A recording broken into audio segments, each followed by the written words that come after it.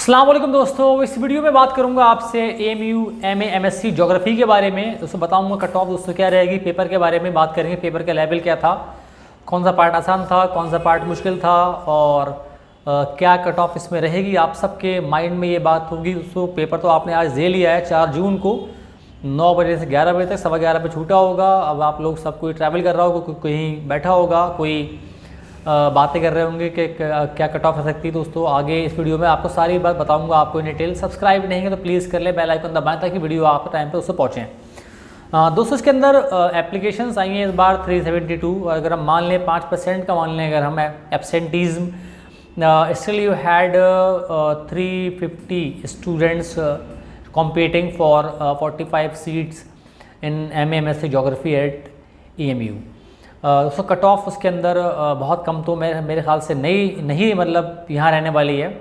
दोस्तों पेपर के बारे में पहले बात कर लें। पेपर दोस्तों मेरे ख्याल से MCQ वाला पार्ट था, 70 MCQ, 30 आपको शॉर्ट आंसर टाइप थे।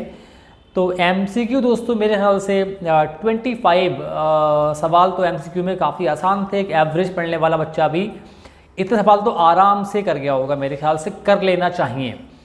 और दोस्तों अगर जो बच्चा अच्छे से पढ़ के आया होगा, प्रॉपरली तैयारी की होगी, बहुत से बच्चे खाली घूमने आए होंगे, वो तो टैल चले जाएंगे। बहुत से कह रहे होंगे पढ़ाई नहीं था यार, हमारा तो ऐसे ही होना था। वो एक कॉन्सलेशन देते हैं अपने आप को कि भाई नहीं पढ़ा था तो कोई बात नहीं, हमसे कुछ मत बोलना, पढ़ के आते तो ना कर पाते तो अलग बात है, हम तो पढ़ के नहीं आए थे। खैर ऐसा हर कोर्स में ऐसे बच्चे मिलते हैं, यहाँ भी ज़रूर ऐसे बच्चे बहुत सारे होंगे। उनको दोस्तों मतलब ऐसे बच्चों को डालते हैं साइड में, वो तो सिर्फ टहलने आते हैं, भीड़ ही बढ़ाने आते हैं। तो उनके वो आपके उनसे कोई कंपटीशन नहीं है आपका। लेकिन हर कंपटीशन में 20 से 25% बच्चे ऐसे होते होंगे ज़रूर जो कि बहुत अच्छे से पढ़ के आते हैं। कंपटीशन आपका उन्हीं में होता है। दोस्तों 70 MCQ में जैसे मैंने बताया आपको 25 to 28 सवाल बहुत मुश्किल नहीं थे। और जो बच्चे दोस्तों अच्छे से पढ़ के आया होगा, मेरे ख्याल से वो 40 मार्क्स तक आराम से पहुंच जाना चाहिए उसको, क्योंकि बाकी भी इतना मुश्किल नहीं था।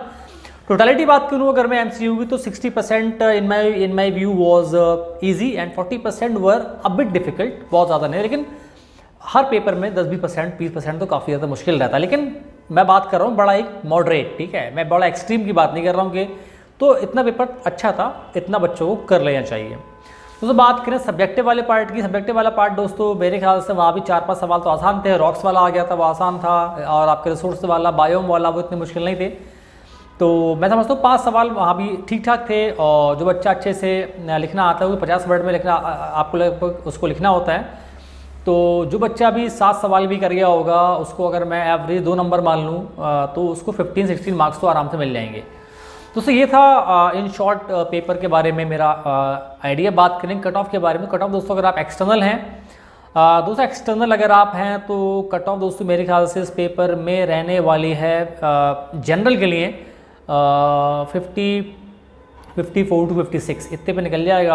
आपको 40 के ऊपर MCQ में बहुत ही कम बच्चे होंगे जगह होंगे। मैं बता रहा हूँ आपको, ये मार्क्स से कट ऑफ ध्यान रखिए, हाईएस्ट मार्क्स नहीं, कोई बच्चे ऐसे होंगे जो 60 तक ही पहुँच गए होंगे, लेकिन ऐसे बहुत कम बच्चे होंगे।